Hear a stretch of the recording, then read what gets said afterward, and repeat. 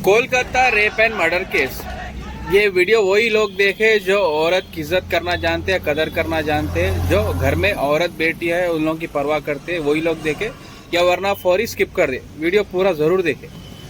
तो आरजीकर हॉस्पिटल में कोलकाता में जो मौजूद है, तो उसमें 31 ईयर ओल्ड लेडी डॉक्टर थे।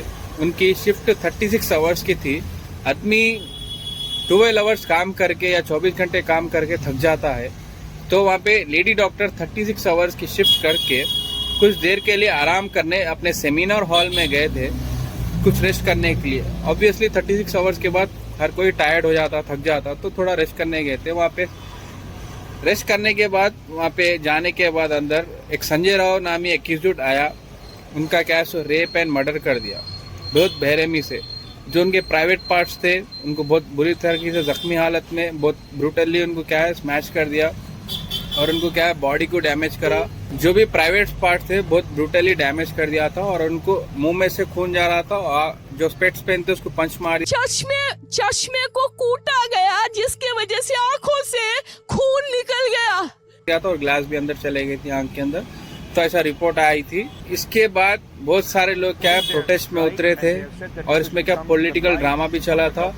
और इसके बाद बहुत सारे लोग क्या जजमेंट भी दे दिए थे कि जो लेडी डॉक्टर थे उनको कुछ बीमारी था। फिर और एक बात आई थी कि उनकी सुसाइड अटेम्प्ट कर लिए थे, ऐसी भी बात आ रही थी। तो कुछ ना कुछ ये केस को क्या डाइवर्ट करना चाह रहे थे वो। इसको फिर बाद में पॉलिटिकल एंगल दिए थे, वो सक्सेस नहीं हुआ। फिर बाद में क्या है, खुद जो स्टेट की सीएम थे जो ममता बनर्जी थे, ताज्जुब की बात थी, उनके स्टेट में खुद प्रोटेस्ट कर रहे थे। अगर उन्होंने चाहे तो लेजिस्लेटिव का पावर इस्तेमाल करके जो मुजरिम थे उनको क्या है सजा दे सकते थे, मगर कि वो नहीं करे। और फिर बाद में क्या हुआ, ये केस क्या है सीबीआई को चले गया। सीबीआई को जाने के बाद अभी ये केस क्या है सुप्रीम कोर्ट में चल रहा है। अभी तो उसकी हियरिंग हो रही, और सुप्रीम कोर्ट वाले जो रिक्वेस्ट करे, जो भी विक्टिम की फोटो से वीडियो से सोशल मीडिया पे शेयर मत करिए, क्योंकि क्या है उससे बहुत सारे चीज़ें क्या है लोगों को तकलीफ पहुंचती। और क्या है ये जो विक्टिम के जो भी पर्सनल डिटेल्स रहते, वो कानून है जो आपको क्या है प्राइवेसी में रखना है वो। पर क्या विक्टिम की जो फैमिली रहती है उन लोगों को क्या है दरगुजर से बहुत गुजर रहे इस हालत में। मैं ये बोलता हूँ ये शायद तो पहला केस नहीं है रेप केस, जो जैसा अभी आप निर्भया का केस देखे थे, उनको 7 साल लग गए थे उनको जजमेंट आने के लिए। सबको तो फांसी मिल गई, मर क्या है 7 साल जिद्दोजहद करने के बाद उनको क्या है फांसी मिली थी। और अपने हाल में हैदराबाद में भी केस मौजूद आया था, आईपीएस ऑफिसर थे, तो वो सेम केस में भी एक लेडी डॉक्टर ही थे, तो उनको क्या है जिंदा जला दिए थे। जिंदा जलाने के बाद फौरी क्या है थोड़ी इंक्वायरी करने के बाद जो मुजरिम थे पकड़े गए। पकड़ने के बाद उनका क्या एक जगह पे लेके जाने के बाद उनका क्या एनकाउंटर कर दिए थे। तो ये इंसाफ मिला था। मगर ये क्या है रिपोर्टेड केसेस है जो आपके सामने आ रहे। तो फिलहाल हिंदुस्तान में कुछ रिपोर्ट ऐसे भी आ रहे हैं, कहीं ना कहीं एक रेप होते ही जाते रहा ऐसा। और ये जो वेस्ट बंगाल का जो केस है कोलकाता आरजीकर का हॉस्पिटल का केस, ये केस होने के बाद फिर कितने की केसेस सामने आए। ये इतना प्रोटेस्ट चल रहा, लोग क्या अपने हक के लिए आवाज उठा रहे। और ताज्जुब की बात ये भी है, कुछ लोग क्या ऐसे हॉस्पिटल में आके अटैक भी कर रहे थे। हॉस्पिटल में जो थे डॉक्टरों के ऊपर अटैक कर रहे थे प्रोटेस्ट को रोकने की। उसमें क्या है नाकाम तो रहे, मगर क्या बहुत सारा डैमेज भी कर दिए थे।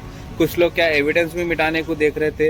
ये क्या एक रेप केस को कुछ दूसरा एंगल भी देना चाह रहे थे, मगर कि ये अभी कब तक और क्यों ऐसा रेप होते रहेगा। मेरा एक पर्सनल राय ये है आप लोगों से, एक औरत या दिन में निकलो या रात में निकलो, आपका हक नहीं है कि उसको कुछ भी कमेंट पास कर सके। आप उसकी मर्जी है, आप उसके क्या है कुछ ओनर नहीं होते ना, आप उसके ऊपर रूल कर सकते। आप अगर अब देखिए, पहली बात तो रेप छोटे कपड़े पहने तो होता बोलते थे, बाहर नहीं निकलना बोल के होता था। ये सब चीजें क्या है कमेंट पास करते रहते थे। मगर यहाँ पे एक छोटी बच्ची का भी रेप हो रहा, 3 साल का 6 साल का, एक बूढ़ी औरत का भी रेप हो रहा। फिर बाद में क्या है एक नौजवान है उनका भी रेप हो रहा, जो 20 से 30 एज में जो रहते उनका भी रेप हो रहा। तो यहाँ पे क्या है कपड़ों को लेके या कुछ एज को लेके नहीं, यहाँ पे एक मेंटालिटी है रेपिस्ट की, जो क्या है उसको कैसा भी अंजाम देना है। क्यों बोले तो यहाँ पे कानून क्या है उतने सख्त नहीं है। वो तो उसको मालूम है रेप करने के बाद मैं कितनी आसानी से छूट जा तुम। और हिंदुस्तान में आप सोचो, यहाँ पे रेपिस्टों को जेल में बाद सजा होने के बाद, कन्विक्ट होने के बाद जब रिहा हो रहे तो उन लोगों को क्या मालाएं पिना रहे। तो आप कैसा उम्मीद रख सकते कि आप हिंदुस्तान में ये सब चीज ना, जो औरतें खुद माला पिना रहे, तो वहाँ पे औरतों को कहाँ से इंसाफ मिलेगा जिसके साथ रेप हो रहा है। तो ये सोचने वाली बात है। ये सब चीजों को क्या है अपन बढ़ावा देना नहीं चाहिए। जहाँ गलत है वहाँ पे आवाज उठाना चाहिए। हर एक औरत क्या है इज्जत की हकदार है, वो चाहे दिन में निकलो या रात में निकलो। बजाय उनके ऊपर कमेंट पास करने से अच्छा ये है कि आप प्रोटेक्ट करो उन लोगों को। अगर उनके साथ कुछ गलत हो रहा तो आवाज उठाओ, प्रोटेक्ट करो। असली मर्द वो है, ना कि औरत दिन में निकलो या रात में निकलो। कमेंट पास करने से कुछ फायदा नहीं है। एक बुरी आइडियोलॉजी है। एक बुरा सिटीजन जो रहता, जो शहरी रहता, उसकी एक पहचान है ये। अपने लोगों को क्या है प्रोटेक्ट करना है, चाहे औरत रो कोई भी रो। एक गलत जगह पे कुछ गलत हो रहा है तो वहाँ पे आवाज उठाना बहुत जरूरी है। तो एक अच्छे इंसान की निशानी भी है ये।